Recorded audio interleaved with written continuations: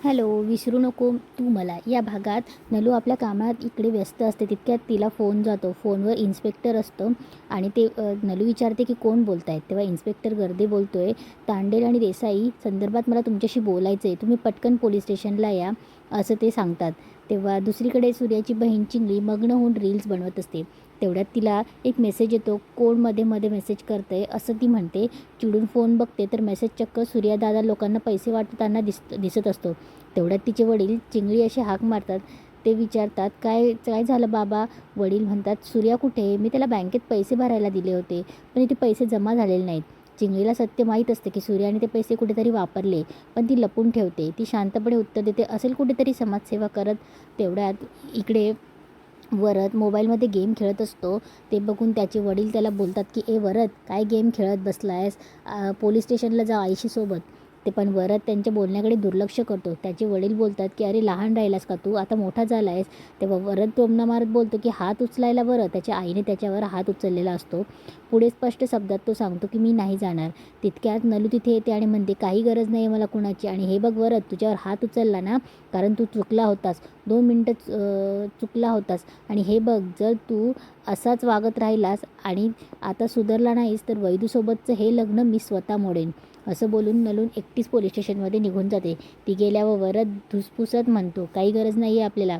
हे ऐकताच त्याचे वडील पटकन त्याचे तोंड दाबतात आणि बोलतात की या लग्नाकडे एक डील म्हणून बघ, कळलं ना? लग्न म्हणून बघू नकोस. आपले सगळे फंड संपलेत आता, समजलं? त्यावर वरद म्हणतो, इथे आपणच पूल बांधतोय, पण वैदूला त्याबद्दल काही माहिती आहे का? वडील उत्तर देतात, तिला माहिती करून द्यायची तिच्या आईची जी इच्छा आहे ना, ते या चिठ्ठीमध्ये लिहिलेली, ते तिला सांगतो मी तुला प्लॅन. इकडे बच्ची तिच्या खुर्चीवर बसलेली असते. तिथे तिला थोडी डुलकी लागते, पण झोपेत तिला सारखं स्वप्न पडत असतं. आणि स्वप्नात तिची सून ही घरची मालकीन बनवून तिला गुलामासारखी वागवत असते. वच्ची फरशी पुसते, तिची सून तिला खायलासुद्धा देत नाही. हे सगळं आठवून वच्ची अचानक दचकून स्वप्नातून जागी होते. ती ताडकन उठते आणि स्वतःशीच बोलते, नाही, ही खुर्चीची सत्ता मी कोणालाच देणार नाही. तेवढ्यात सुधाकर मागून येतो. तिच्या खांद्यावर हात ठेवतो. वच्ची चांगलीच घाबरते आणि बोलते की सुधाकर, असं मागून भूतासारखं काय येतंस? असं म्हणून ती पुन्हा खुर्चीवर बसते. सुधाकर काळजीने विचारतो, बोल काय झालं?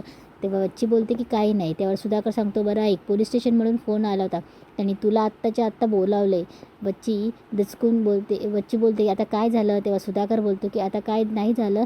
जे काही झालं ते 25 वर्षापूर्वी झाले. त्याच संदर्भात बोलायला बोलवलं आहे. बच्ची पोलीस स्टेशनला जायला निघू लागते. सुधाकर बोलतो की मी येऊ का बयो? तेव्हा ती बोलते की नाही, मी जाऊन येते. अच्छी गेल्यावर सुधाकर गाड्यातल्या गाड्यात हसतो आणि तिच्या त्या रिकाम्या खुर्चीवर बसायला जातो. तेवढ्यात तिकडनं चिंगळी धावत येते आणि बोलते की मामा मामा मामा. त्याला गोलगोल फिरवायला लागते. सुधाकर धापा टाकत बोलतो की अरे थांब, हात अटॅक येईल मला, सांग काय झालं? त्यावर चिंगळी उत्साहाने बोलते, आता मी तुला काही दाखवणार आहे. ते बघून तू गोलगोलच फिरशील. इकडे घरात कोणीही नाही बघून रणजित रणजित आणि वरद त्यांच्या कपाटातून वैदेहीन त्यांच्या कपाटातून एक पत्र बाहेर काढतात. नलूच्या कपाटातून. हे पत्र वैदूच्या आईने लिहिलेलं असतं, ज्यामध्ये तिने वरद आणि वैदूच्या लग्नाची मागणी केली असते. आता वैदूची आई या जगात नसल्यामुळे रणजितला पूर्ण खात्री असते की हे पत्र वाचल्यावर वैदू लग्नाला कधीच नाही म्हणणार नाही. तेव्हा वरद बोलतो की पण हे पत्र वैदू वाचणार कसं? तेव्हा त्याचे वडील बोलतात की ते माझ्यावर सोड, ते कसं वाचायचं ते मी बघून घेईल. तेव्हा असं बोलत रणजित गुपचूप वैदेहीच्या खोलीत जातो आणि ते पत्र तिच्या खोलीच्या टेबलाच्या ड्रॉवरमध्ये जाऊन ठेवून येतो. तिकडे वैदेही खाली विचारपूस करत असते की आत्या कुठे गेली? तेव्हा तिचे वडील सांगतात की पोलीस स्टेशनला. हे ऐकून वैदू काळजीमध्ये असते. ती बोलते की अशी कशी पोलीस स्टेशनला गेली आणि एकटीच कशी गेली? तिचे वडील बोलतात की तू काळजी करू नको, जुनं प्रकरण आहे. तेवढ्यात वरदचे वडीलही येतात आणि बोलतात की अगं तुझी आत्या खूप खंबीर आहे. तेव्हा वैदू बोलते की पण काका तिच्यासोबत जायला हवं होतं ना, आणि वरद का नाही गेला पोलीस स्टेशनला? बाबा, मी गेली होती तेव्हा तुम्ही माझ्यासोबत आलाच होतात ना, असं कसं तिला जाऊ देतं? म्हणून वैदेही हट्ट करून स्वतःच जाते. तेव्हा वैदेही गेल्या वरदचे वडील म्हणतात की अहो कशाला जाऊ दिलं तुम्ही तिला? अडवायचं ना. एक तर त्या देसाईंपासून एक तर त्या तांडेलांपासून आपण तिला इतकं लांब ठेवलं आहे. आता गेली ना सगळी मेहनत वाया. तेवढ्यात जर तिला त्या वच्चीने बघितलं तर? इकडे वच्ची नलू पोलीस स्टेशनमध्ये समोरासमोर असतात. त्या दोघी एकमेकींना सतत टोमणे मारत असतात, डिवचत असतात. तेवढ्यात पोलीस इन्स्पेक्टर गर्दे त्यांना कडक आवाजात म्हणतात, शांत बसा. हे बघा, 25 वर्षापूर्वी नलिनी देसाई यांच्या भावाने तांडेल यांच्या कुटुंबासोबत जो काही प्रकार केला होता. तेवढ्यात इन्स्पेक्टरचं वाक्य पूर्ण न होताच वच्ची जोरात ओरडते, खून खून, माझ्या वडिलांचा खून केला होता त्याने. तेव्हा वच्ची पुढे रागाने बोलते की आणि तो खुनी 25 वर्ष बाहेर मोकाट फिरतोय आणि तुम्ही इथे पोलीस चौकीत कसली मीटिंग भरवून बसलायत. त्यावर इन्स्पेक्टर गर्दे बोलतात की हे बघा, आमचा तपास अजूनही चालू आहे. आरोपीने गेल्या 25 वर्षात त्यांच्या कुटुंबियांशी कुठल्याही प्रकारचा संपर्क नाही ठेवला आहे. तेव्हा इन्स्पेक्टर बोलतात की संशयी व्यक्ती कुठेच सापडत नाही आणि इतकी वर्ष झाली तर त्याचा काही पत्ता नाही. याचा अर्थ असाही असू शकतो की तो माणूस आता या जगात नसेलच. त्यामुळे तुम्ही दोघांनी आपापसात सामंजस्याने ही केस मिटवून घ्यावी आणि आम्हालाही ही केस क्लोज करण्याची परवानगी द्यावी. असं म्हणून ते सही करण्यासाठी त्यांच्यासमोरचा एक कागद ठेवतात. नलू तो कागद सही करण्यासाठी हातात घेते, पण तेवढ्यात वच्ची तिच्या हातातून तो कागद हिसकावून घेते आणि त्याचे तुकडे करून थेट फाडून टाकते. इन्स्पेक्टर विचारतात की हे काय केलं तुम्ही. त्यावर वच्ची तावातावाने बोलते, आता मी काय बोलते ते नीट ऐका.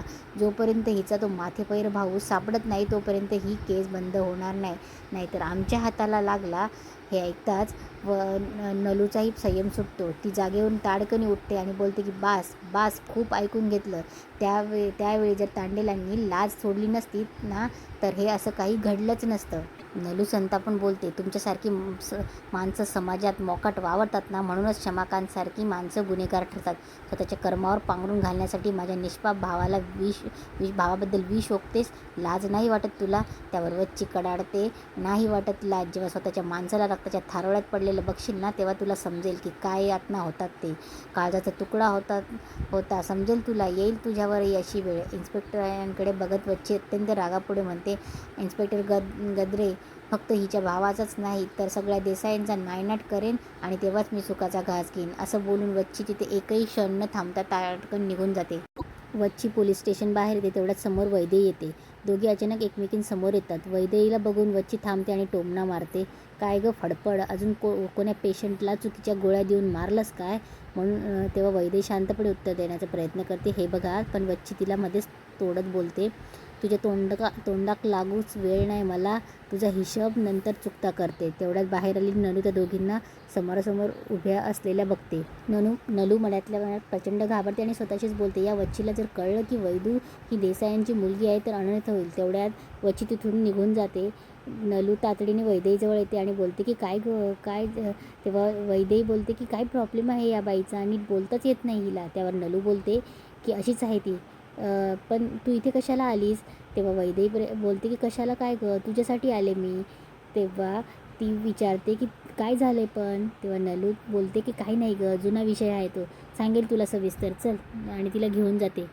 इकडे रात्री उशिरापर्यंत सूर्या घरी येतो. हॉलमध्ये त्याची भाई पैशांचा हिशोब करत बसलेले असतात. त्यांना बघून सूर्या विचारतो, काय भाई, किती वाजलेत, अजून झोपले नाहीस हा. तेव्हा त्यावर गंभीरपणे म्हणतात की हेच तुला विचारणार होतो. बरं सूर्या, तुला बँकेत भरायला पैसे दिले होते रे, तू भरलेस का. भाईंचा हा प्रश्न ऐकून सूर्या गप्प होतो. त्याच्याकडे उत्तर नसतं. तेव्हा भाई बोलतात की नाही, म्हणजे अजून बँकेत तसा मेसेज नाही आला ना.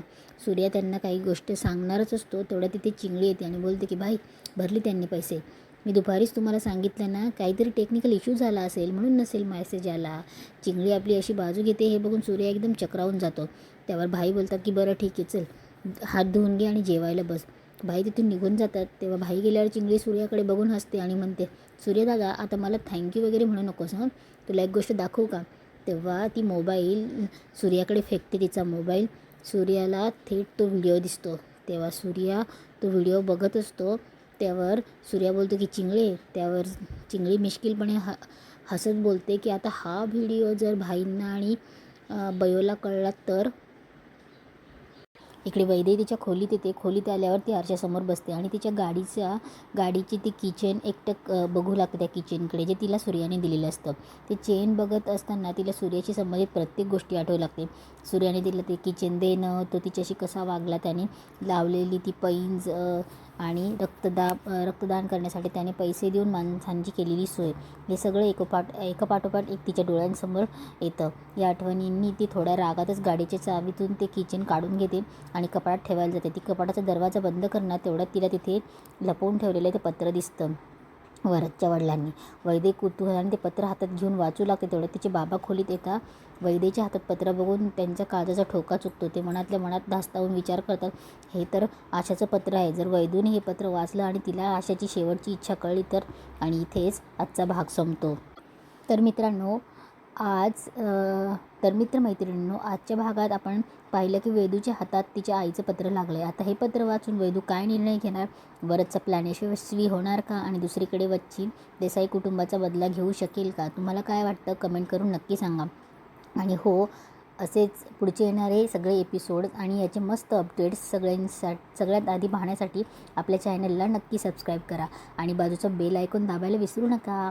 व्हिडिओ आवडला असेल तर लाईक शेअर नक्की करा. पुन्हा भेटूया पुढच्या भागाच्या अपडेट्ससह. धन्यवाद.